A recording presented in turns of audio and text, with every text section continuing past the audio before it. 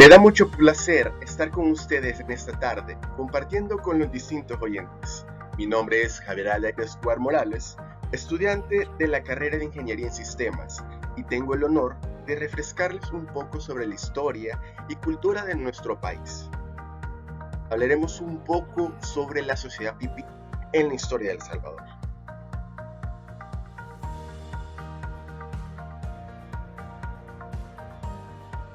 La sociedad pipil. Más a profundidad de nuestra cultura y de sus orígenes, nos remontamos a inicio de nuestros antecesores, los pipiles.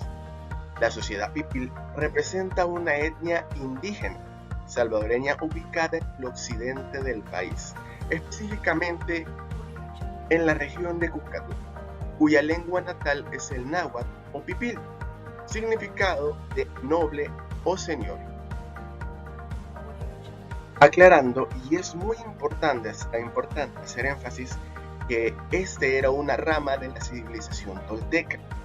Al arribar los españoles, los pipiles ya dominaban la totalidad del occidente del país y gran parte de la zona, llegando hasta los límites del río Lempa. Existían 4 ramas importantes de los cuscatlecos, que conformaban el cacicazgo, más importante de ellos con su capital en Cuscatlán, actualmente antiguo Cuscatlán, los izalcos, los nonoalcos y los mazahuas. En la siguiente presentación hablaremos un poco sobre la división en la sociedad pipil. En este caso, la división en la sociedad pipil estaba dividida por 3 clases predominantes: los nobles, los comuneros y los esclavos. Hablaremos un poco más y nos detallaremos un poco más sobre qué representaba cada una de estas divisiones como tal.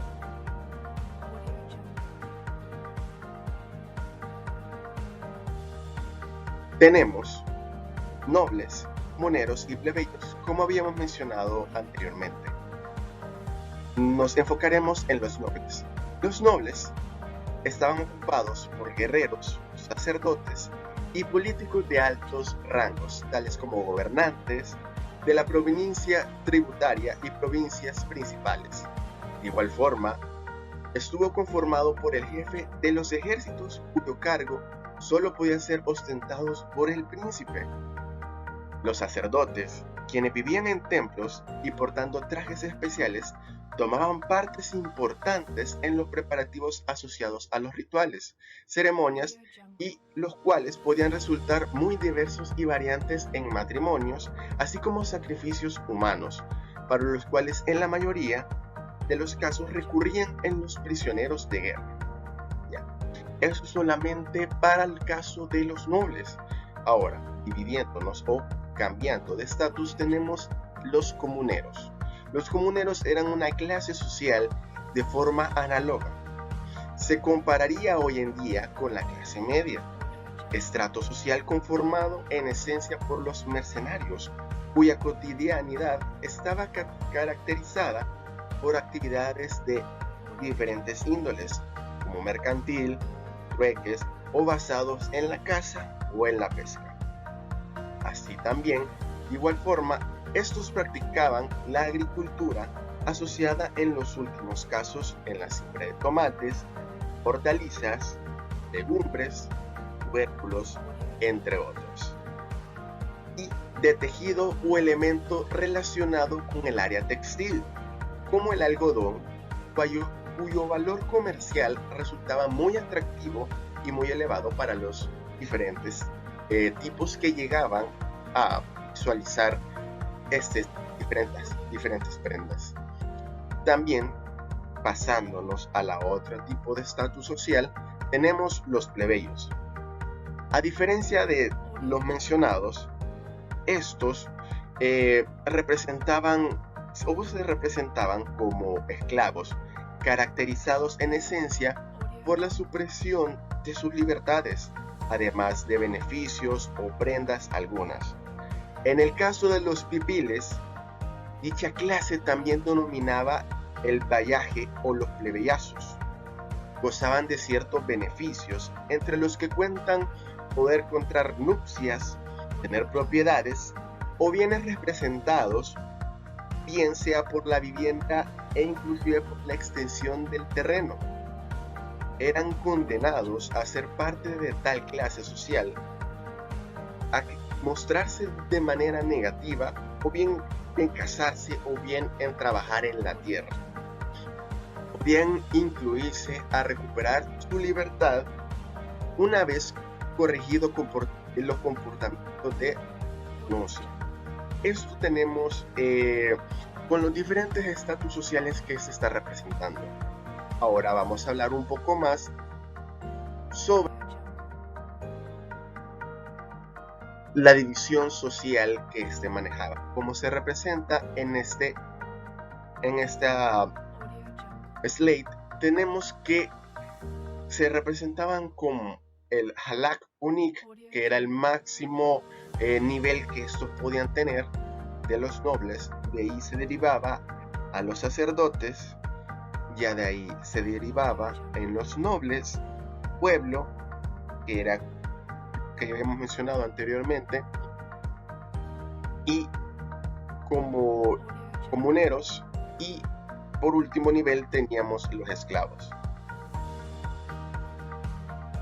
A continuación vamos a hablar un poco sobre las creencias religiosas que estos practicaban. Cabe mencionar que las creencias religiosas que anteriormente, la creencia religiosa que estos practicaban se derivaba de varios factores como tal. La religión era parte muy importante en la vida de los pipiles.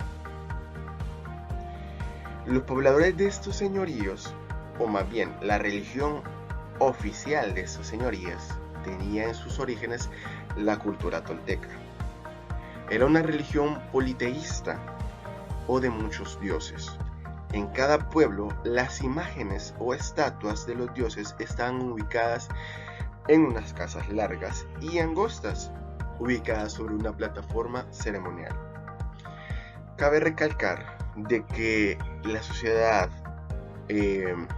pipil no tenía solo un dios como tal a cual adorar, sino que ellos adoraban a diversos dioses, tales como Zipec-Totec, que era el dios de la fertilidad.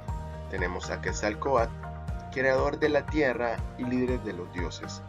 Pero uno de los más famosos dioses que estos reconocían era el dios Tlaloc, que era el que se encargaba, o era más bien el dios de la lluvia.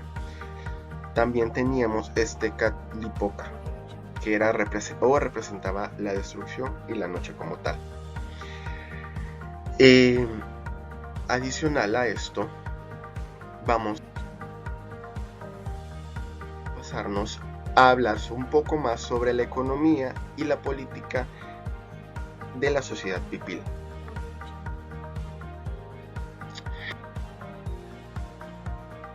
Cabe recalcar y mencionar de que la sociedad pipil se organizaba en tres pilares muy importantes y fundamentales, tales como la economía, la política y la religión como tal. Ahora vamos a hablar un poco sobre la cultura política que ellos tenían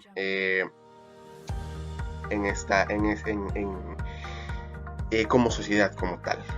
El linaje noble fue estrictamente o internamente especificado por su cabeza titular. Nobles y plebeyos. Los plebeyos no eran miembros del linaje, sino que estaban vinculados a él y dependían del titular de la tierra. El jefe del linaje distribuyó tierras a los plebeyos y nobles a cambio de tributos y servicios personal. En la esfera política, el linaje noble formaba un grupo muy unido de parientes y súbditos. Los nobles ejercen una amplia gama de oficios políticos y administrativos. Las conexiones políticas que estos manejaban en las casas de los nobles se basaban en descendencias comunes de su linaje noble, como lo había mencionado. Así que por lo tanto, un solo linaje a menudo tenía varias casas de nobles, y cada uno con sus propias tierras y sujetos o plebeyos. Este patrón de organización sociopolítica se remonta en la preazteca. Ahora bien, vamos a hablar un poco sobre la economía de este. La economía que estos manejaban, o básicamente se manejaba por los plebeyos, que era o se organizaban por granjeros, cazadores, pescadores, tejedores, comerciantes y guerreros. La agricultura se basa en los cultígenos mesoamericanos extendidos como el maíz, frijol, chile, pero uno de los cultivos muy importantes que la sociedad pipil manejaba era el cacao. El cacao era uno de los alimentos, o básicamente uno de los atributos muy especiales que este tenía, a diferencia de que también cultivaban otros tipos ¿cómo se llama? Otros cultivos como el tomate, aguacate, etcétera, ¿verdad? Eso es lo que manejaba básicamente, o lo que impulsaba la economía de los pipiles como tal.